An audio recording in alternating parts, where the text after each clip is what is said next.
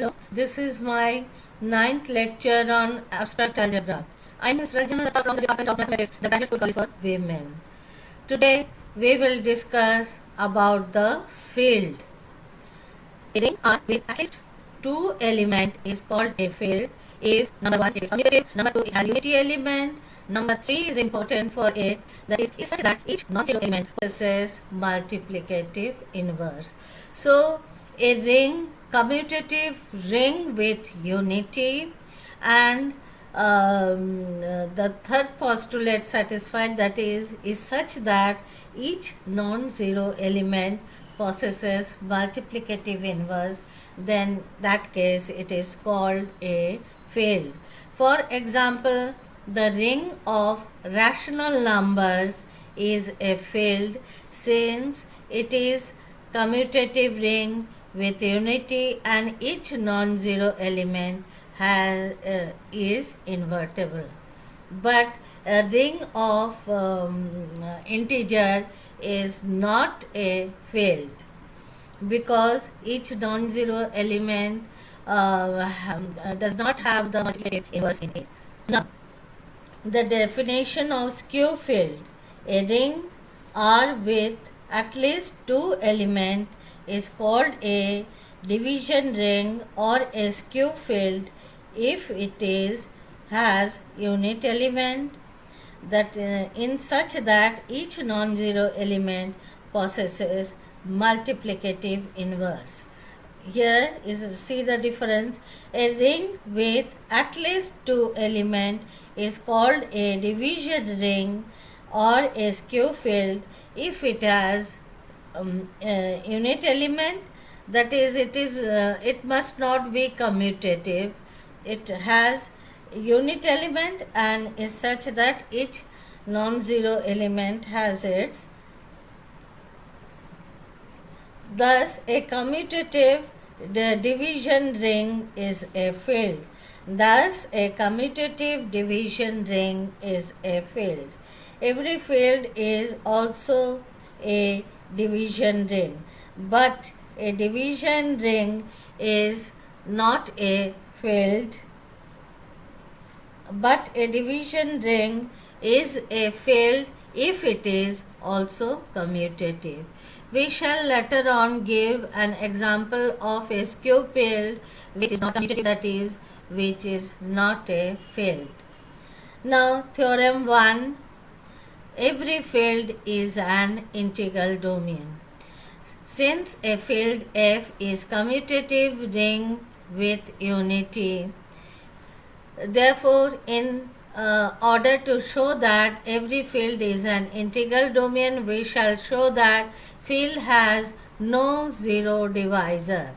Let A, B, C be any three element of a field and A is not equal to 0 such that AB is equal to 0. A is not equal to 0, that means A inverse exists, and AB equal to 0, this implies A inverse into AB is equal to A inverse into 0. So A inverse into A into B equal to 0, that means A inverse equal to 1 into B equal to 0, that is B equal to 0. So A is not equal to 0 but B is equal to 0, that means this is a zero divisor. Similarly, we can prove that B is not equal to 0, then B inverse exists and AB equal to 0, that means A is equal to 0. Thus, in a field AB equal to 0, this implies either A is equal to 0 or B equal to 0. Therefore, a field has no zero divisor. Therefore, every field is an integral domain. This is a very important theorem. But the converse is not true. That is, every integral domain is not a field. For example, the ring of integer is an integral domain and it is not a field. The unity only invertible element of the ring of the integers are 1 and minus 1. For a field, unity and 0 are distinct elements, that is, I is not equal to 0. Let A be any non-zero element of a field, then A inverse exists and it is also a non-zero.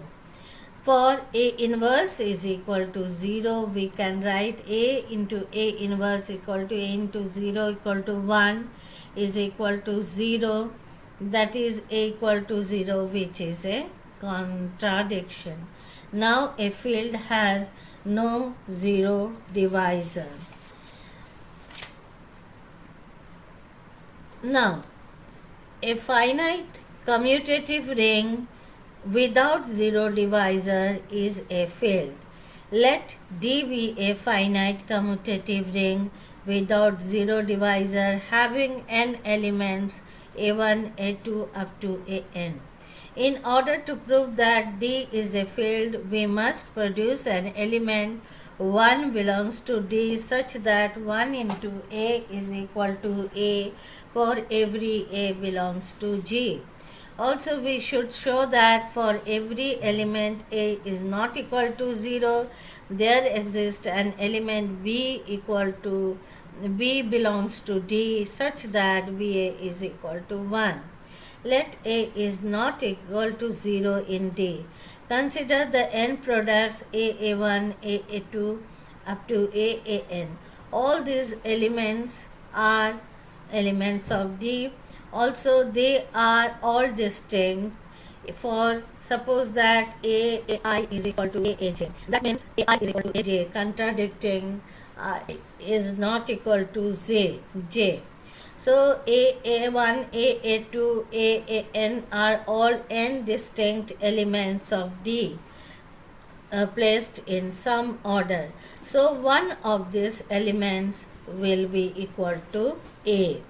Thus there exists an element C belongs to D such that AC is equal to A equal to CA.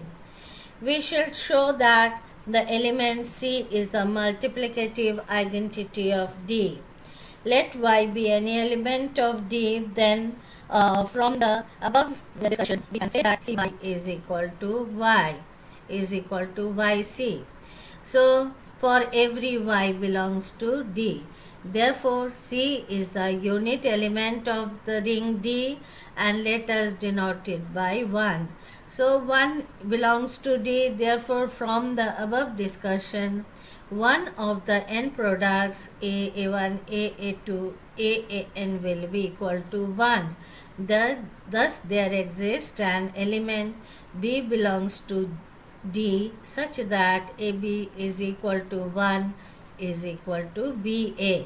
So B is the multiplicative inverse of the non-zero element A of D. Thus every non-zero element of D is invertible, hence D is a field. So student, today this much only. Thank you.